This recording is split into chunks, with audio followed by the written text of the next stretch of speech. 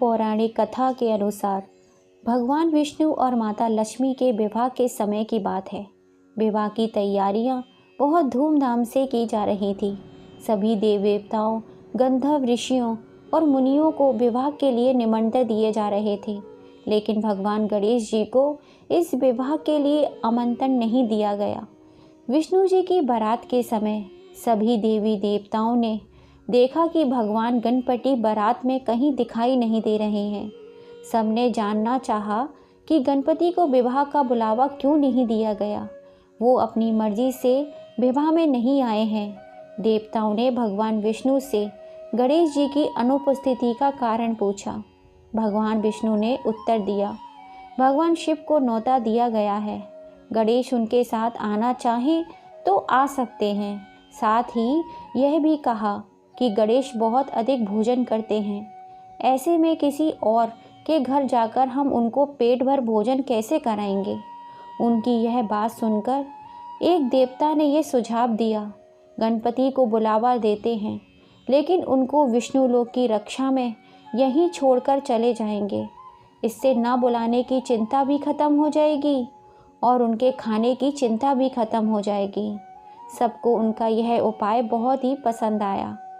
भगवान गणेश सभी देवताओं के कहने पर वहां रुक गए, लेकिन वो क्रोधित थे। तभी ऋषि देव नारद वहां आए। उनसे बारात में ना चलने का कारण पूछा। भगवान गणेश ने कारण बताया, साथ ही यह भी बताया कि वो भगवान विष्णु से गुस्सा हैं। देव ऋषि ने गणेश जी को कहा कि बारात के आगे अपनी चूहों की सेना को भेजकर रास्ता खुदवा दो, तब सबको आपकी अहमियत समझ में आएगी। चूहों की सेना ने गणपति की आज्ञा पाकर आगे से जमीन खोखली कर दी। भगवान विष्णु का रथ वहीं जमीन में धंस गया। बहुत कोशिश करने पर भी कोई भी देवता उस रथ को गड्ढे से नहीं निकाल सका। देवराज ऋषि ने देवताओं से कहा कि विघ्नहर्ता गणेश को क्रोधित करने के कारण ऐसा हुआ है, इसलिए अब उन्हें ही मनाना होगा। सभी देवता भगवान गणेश के पास पहुँचे और उनका पूजन करने लगे। इसके बाद रथ गड्ढे से बाहर निकाल दिया, लेकिन इसके पहिए टूट गए थे। फिर से देवता सोच में पड़ गए कि अब क्या किया जाए। पास के खेत से खाती को बुलाया गया। खाती ने गणेश जी की वंदना करके पहिए ठीक कर दिए, जिसके बाद सभी देवी देवताओं को विघ्नहर्ता गणेश को सर्वप्रथम पूजने का महत्व समझ में आ गया। उसके बाद भगवान विष्णु का विवाह विधि विधाओं के संपूर्ण हुआ। तभी से लेकर आज तक जब भी कोई मंगल कार्य होता है तो सर्वप्रथम भगवान गणेश को ही पूजा जाता है। बोलो भगवान श्री गणेश की जय। बोलो गणपति बप्पा मोरिया। प्रिय दोस्तों, अब हम श्रवण करेंगे गणेश चतुर्थी की दूसरी कथा का। पौराणिक कथा के अनुसार एक बार भगवान शिव तथा माता पार्वती नर्मदा नदी के किनारे बैठे थे। महामाता पार्वती ने भगवान शिव से समय व्यतीत करने के लिए चौपड़ खेलने को कहा। शिव चौपड़ खेलने के लिए तैयार हो गए, परंतु इस खेल में हार जीत का फैसला कौन करेगा, यह प्रश्न उनके समक्ष उठा। तो भगवान शिव ने कुछ तिनके एकत्रित कर उनका एक पुतला बनाकर उसकी प्राण प्रतिष्ठा कर दी और उस पुतले से कहा, बेटा, हम चौपड़ खेलना चाहते हैं, परंतु हमारी हार जीत का फैसला यहाँ करने वाला कोई नहीं है, इसलिए तुम बताना कि हम दोनों में से कौन हारा और कौन जीता। उसके बाद भगवान शिव और माता पार्वती का चौपड़ खेल शुरू हो गया। यह खेल 3 बार खेला गया और संयोग से तीनों बार माता पार्वती ही जीत गई। खेल समाप्त होने के बाद बालक से हार जीत का फैसला करने के लिए कहा गया, तो बालक ने महादेव को विजयी बताया। यह सुनकर माता पार्वती क्रोधित हो गई और क्रोध में उन्होंने बालक को लंगड़ा होने और कीचड़ में पड़े रहने का श्राप दे दिया। बालक ने माता पार्वती से माफ़ी मांगी और कहा, यह मुझसे अज्ञानवश ऐसा हुआ है, मैंने किसी देश भाव से ऐसा नहीं किया है माते। बालक के द्वारा क्षमा मांगने पर माता ने कहा, यहाँ गणेश पूजन के लिए नाग कन्याएं आएंगी।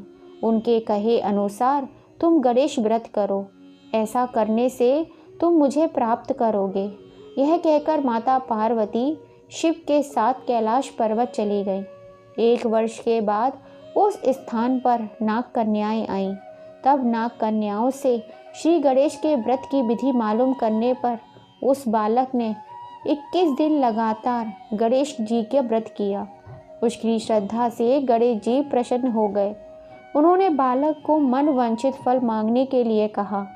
उस पर उस बालक ने कहा, हे विनायक, मुझ में इतनी शक्ति दीजिए कि मैं अपने पैरों से चलकर अपने माता पिता के साथ कैलाश पर्वत पर पहुंच सकूं और वे देख कर प्रसन्न हो। तब बालक को वरदान देकर श्री गणेश अंतर्ध्यान हो गए। इसके बाद वह बालक कैलाश पर्वत पर पहुंच गया और कैलाश पर्वत पर पहुंचने की अपनी कथा उसने भगवान शिव को सुनाई। चौपड़ वाले दिन ने माता पार्वती शिव जी से विमुख हो गई थीं। अतः देवी के रुष्ट होने पर भगवान शिव ने भी बालक के बताए अनुसार 21 दिनों तक श्री गणेश का व्रत किया। इस व्रत के प्रभाव से माता पार्वती के मन से भगवान शिव के लिए जो नाराज़गी थी वह भी समाप्त हो गई। यह व्रत विधि भगवान शंकर ने माता पार्वती को बताई। यह सुनकर माता पार्वती के मन में भी अपने पुत्र कार्तिकेय से मिलने की इच्छा जागृत हुई। तब माता पार्वती ने भी 21 दिन तक श्री गणेश व्रत किया तथा दूबा, फूल, लड्डुओं से गणेश जी का पूजन अर्चन किया। व्रत के 21वें दिन कार्तिकेय स्वयं माता पार्वती से आ मिले। उस दिन से श्री गणेश चतुर्थी का यह व्रत समस्त मनोकामनाओं को पूर्ति करने वाला व्रत माना जाता है। इस व्रत को करने से मनुष्य के सारे कष्ट दूर होकर मनुष्य को समस्त सुख सुविधाएं प्राप्त होती हैं। बोलो भगवान श्री गणेश की जय। प्रिय दोस्तों, अब हम सुनेंगे भगवान श्री गणेश की तीसरी कथा। पौराणिक एवं प्रचलित श्री गणेश कथा के अनुसार एक बार देवता कई विपदाओं से घिर गए थे। तब वह मदद मांगने भगवान शिव के पास आए। उस समय शिव के साथ कार्तिकेय तथा गणेश जी भी बैठे हुए थे। देवताओं की बात सुनकर शिव जी ने कार्तिकेय और गणेश जी से पूछा, क्या तुम में से कोई देवताओं के कष्टों को निवारण कर सकता है? तब कार्तिकेय और गणेश जी दोनों ने स्वयं को इस कार्य के लिए सक्षम बताया। इस पर भगवान शिव ने दोनों की परीक्षा लेते हुए कहा कि तुम दोनों में से जो सबसे पहले पृथ्वी की परिक्रमा करके आएगा वही देवताओं की मदद करने जाएगा। भगवान शिव के मुख से यह वचन सुनते ही कार्तिकेय अपने वाहन मोर पर बैठकर पृथ्वी की परिक्रमा के लिए निकल गए। परंतु गणेश जी सोच में पड़ गए कि वह चूहे के ऊपर चढ़कर सारी पृथ्वी की परिक्रमा करेंगे तो इस कार्य में उन्हें बहुत समय लग जाएगा। तभी उन्हें एक उपाय सूझा। गणेश अपने स्थान से उठे और अपने माता पिता की 7 बार परिक्रमा करके वापस बैठ गए। परिक्रमा करके लौटने पर कार्तिकेय स्वयं को विजेता बताने लगे। तब शिव जी ने श्री गणेश से पृथ्वी की परिक्रमा न करने का कारण पूछा। तब भगवान गणेश ने कहा, माता पिता के चरणों में ही समस्त लोक है।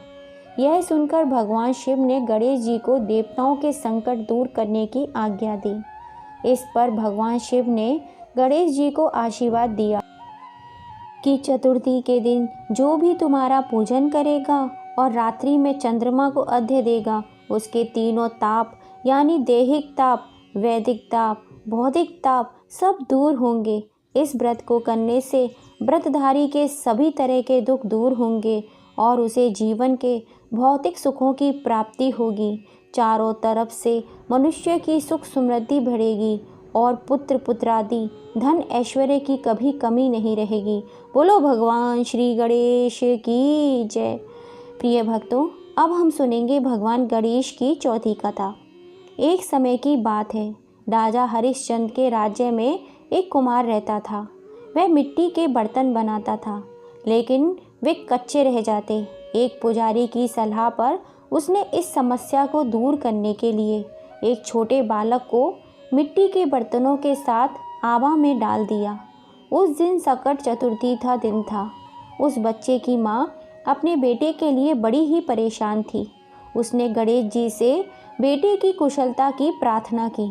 दूसरे ही दिन जब कुम्हार ने सुबह उठकर देखा तो आवा में उसके बर्तन तो पक गए थे, लेकिन बच्चे का बाल भी बाका नहीं हुआ था। वह डर गया और राजा के दरबार में जाकर सारी घटना बताई। इसके बाद राजा ने उस बच्चे और उसकी माँ को बुलवाया तो माँ ने सभी तरह के विघ्न को दूर करने वाली संकट चतुर्थी का वर्णन किया। इस घटना के बाद से महिलाएं संतान और परिवार के सौभाग्य के लिए संकट चतुर्थी का व्रत करने लगीं। बोलो भगवान श्री गणेश की जय।